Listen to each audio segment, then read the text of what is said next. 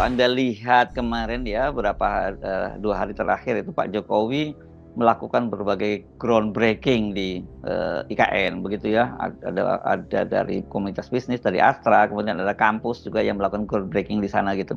Dan seperti biasa Pak Jokowi meyakinkan bahwa, IKN itu akan, berjalan sesuai dengan schedule. Tapi yang cukup mengejutkan tiba-tiba saja Pak Jokowi ketika ditanya oleh wartawan kapan kepresnya IKN itu turun, karena sampai sekarang ternyata belum, Pak Jokowi menyatakan bahwa, bisa saja itu nanti kepresnya mungkin ditandatangani oleh pemerintahan Pak Prabowo. Nah, ini kan bertanya-tanya kalau kepresnya ditanya pemerintahan Pak Prabowo, nggak jadi dong pindah ke IKN. Ini yang jadi misteri sebetulnya. Kalau dibuka apa masalahnya? Tentu ini masalah pendanaan tuh. Dan kalau diserahkan pada Pak Prabowo, tentu Prabowo tidak akan memilih IKN karena dia tetap menginginkan proyek makan siang gratis itu diutamakan tuh, karena ini soal legitimasi kepemimpinan dia tuh. IKN itu kan akan diingat sebagai mangkraknya Jokowi. Jadi kalau Prabowo diberi beban lagi untuk mengeluarkan perpres, itu Prabowo akan berpikir 2 kali itu. Dalam keadaan kepemimpinan yang rasional, tentu Prabowo akan bilang bahwa ini urusan apa saya dengan IKN itu kan. Kalaupun itu dianggap sebagai proyek negara yang multi-layer pembiayaannya, tapi diselesaikan dulu dong bagian Pak Jokowi itu. Kenapa dibebankan ke saya tuh? Jadi saya membayangkan bagaimana kacaunya pemerintahan Pak Jokowi, dan beban itu juga akan mengambil banyak waktu dan psikologi Pak Prabowo ketika dia sedang menyusun kabinet tuh. Karena ini akan pengaruh besar terhadap APBN, akan pengaruh besar terhadap visi pangannya Pak Prabowo segala macam. Jadi sekali lagi ini pertaruhan di antara Jokowi dan Prabowo juga. Nah, kita tonton aja kan, buat apa kita ikut komentar untuk hal yang kita inginkan itu dibatalkan sebetulnya. Nah, rakyat akan melihat bagaimana kerjaan Jokowi itu ada membebankan pada presiden berikutnya. Mestinya dia mengatakan saya stop dulu nih soal IKN biar nanti presiden berikutnya yang evaluasi. Tapi sampai tadi pagi dia masih groundbreaking terus kan. Itu artinya Jokowi tetap ingin diingat sebagai orang yang memulai dan ingin menikmati lebih awal IKN itu. Karena itu dia akan paksa bulan Agustus dia akan pindah kantor di situ. Nah, kita lihat aja apakah betul itu semacam intensi untuk mempercepat pembangunan, atau sekedar intensi Jokowi untuk pamer-pamer foto lagi di IKN. Ya, ya, ya. Nah, makanya itu saya kira tepat Anda menggunakan kata misteri gitu ya. Walaupun ini bukan soal berkaitan dengan horor ataupun berkaitan kriminal, tapi memang orang jadi tanda tanya karena kan Pak Jokowi yang tetap pamer sana soal masa depan IKN itu di sana hanya sehari setelah 2 petinggi dari IKN itu mengundurkan diri. Dan saya kira begitu mengundurkan diri itu kan sebenarnya kalau dari sinyal untuk mendapatkan investor itu sudah selesai barang ini kan gitu, kira-kira kalau orang Medan nyebutnya kan gitu. Ya, harusnya Jokowi bilang bahwa kami mungkin akan lakukan evaluasi total karena ada pengunduran diri 2 pimpinan yang dianggap memang kan pesan dari Pak Bambang itu sebelum mundur, dia bilang bahwa saya memilih untuk memperhatikan kepentingan rakyat. Kan itu sinyal sebetulnya bahwa semua ongkos yang dibebankan pada dia itu akan mengambil hak rakyat terhadap kesejahteraan. Trade off-nya di situ kan. Jadi orang semacam Bambang ini kepala otorita itu mengerti secara sosiologis bahwa beban itu akan tiba pada rakyat. Entah itu sekarang, entah itu dua tahun lagi setelah Prabowo berkuasa, akan ditagihkan pada rakyat dalam bentuk apa ya? Dalam bentuk pajak ini, pajak itu segala macam. Jadi kelihatannya memang ajaib kalau Jokowi dengan penuh optimisme akan berkantor di situ mulai bulan Juli depan. Ini tinggal sebulan lagi kan untuk sampai pada Agustus tuh.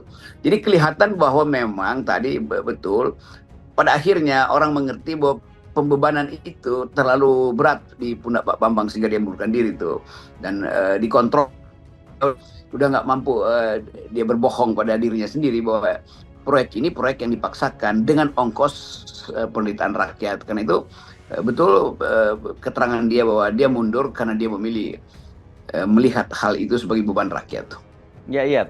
Nah, oke. Tapi kalau toh misalnya kita lihat Pak Jokowi tetap pede dan sebagainya ya di tengah-tengah situasi yang tidak menentu seperti sekarang dan menjelang akhir masa jabatannya, dan kalau kita melihat semacam kita kebiasaan Pak Jokowi itu tidak menyebutnya tabiat begitu, kelihatannya beliau pasti akan tetap memaksakan ya Bung Rocky untuk setidaknya upacara 17 Agustus di sana. Sementara kalau pindah, itu saya kira itu soal yang berbeda karena pengamanan seorang presiden kan berbeda banget, pengamanan dan fasilitas berbeda banget gitu.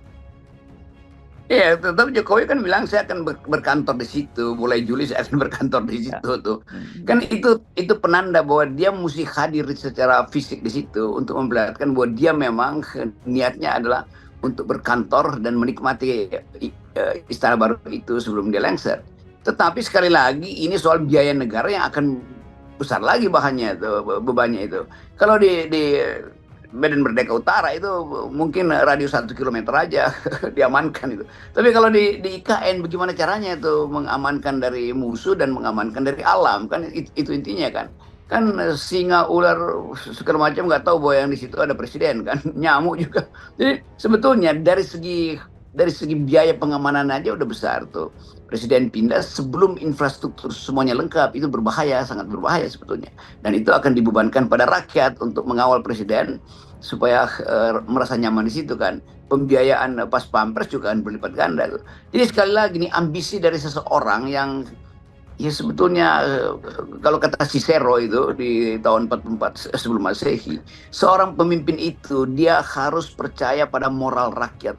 Bukan dia yang memanipulasi moral rakyat supaya percaya pada dia, kan itu intinya begitu sebetulnya.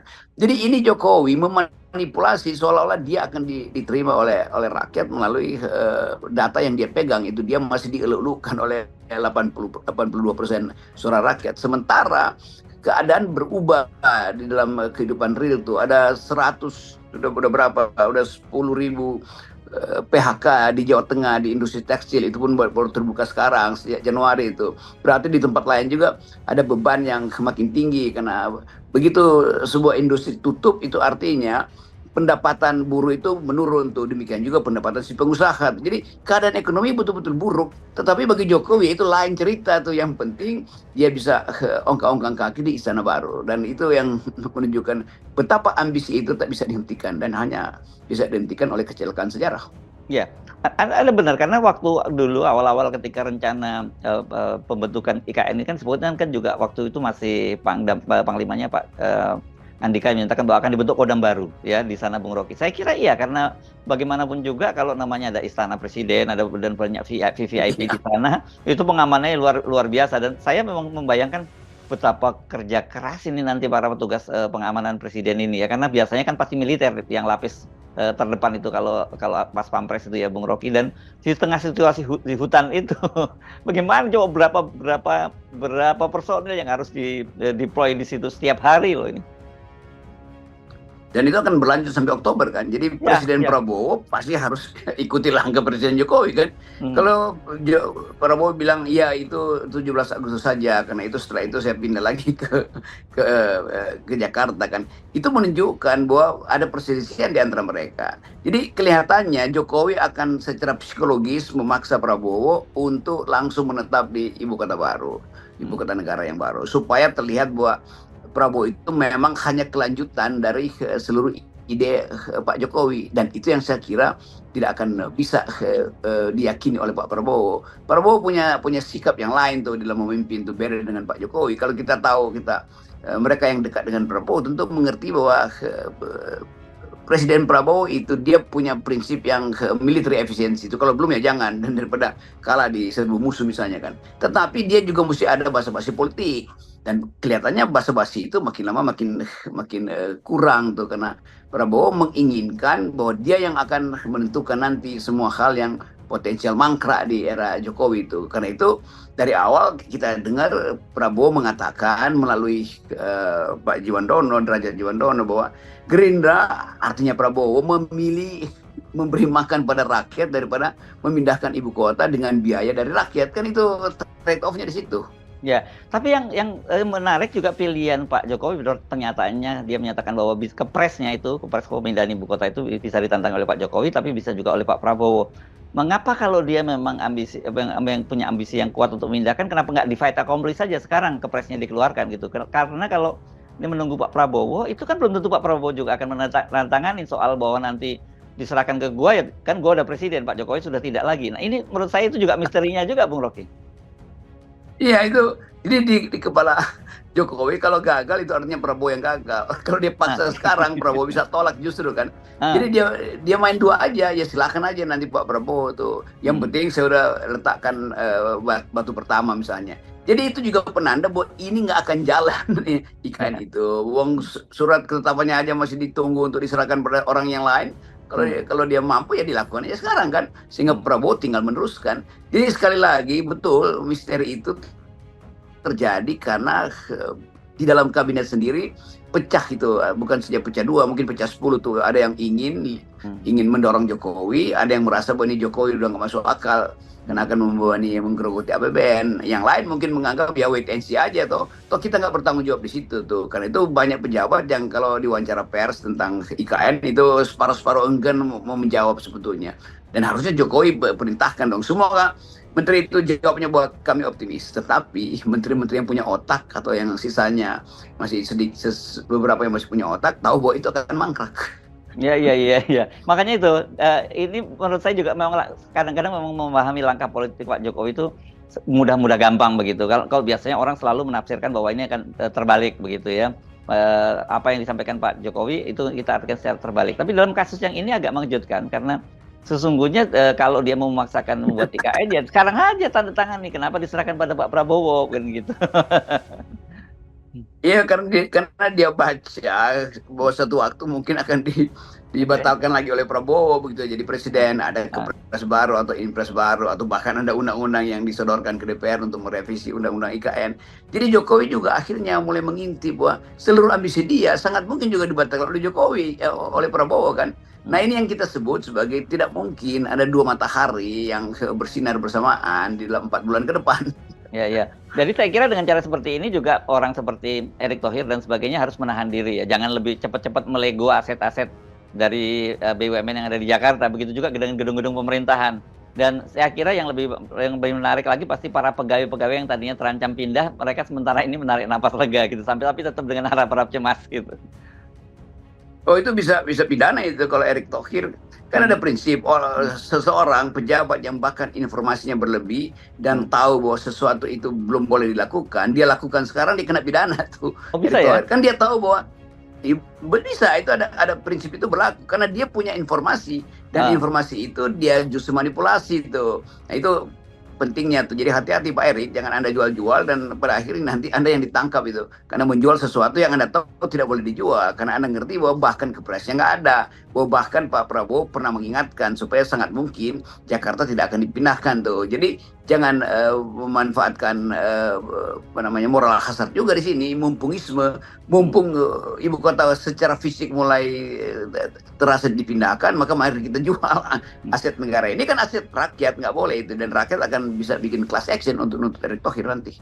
Iya, iya, iya, iya, iya. Jadi saya kira wait and see dulu dan juga para pegawai yang tadinya ketar-ketir mau dipindahkan sekarang bisa sementara narik nafas lega juga. Juga jangan jual aset dulu juga ya gitu ya. Iya, banyak orang yang menginginkan supaya tidak pindah.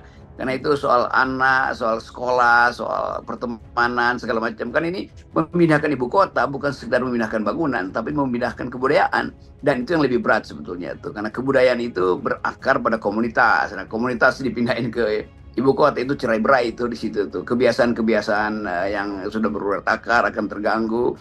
Juga hubungan-hubungan kekerabatan. Jadi begitu kompleks, dan bagi Jokowi cuma satu prinsip, dia ingin berkantor di situ, dia nggak peduli bahwa aspek kebudayaan dan lingkungan itu akan mengganggu keharmonisan di ibu kota nanti.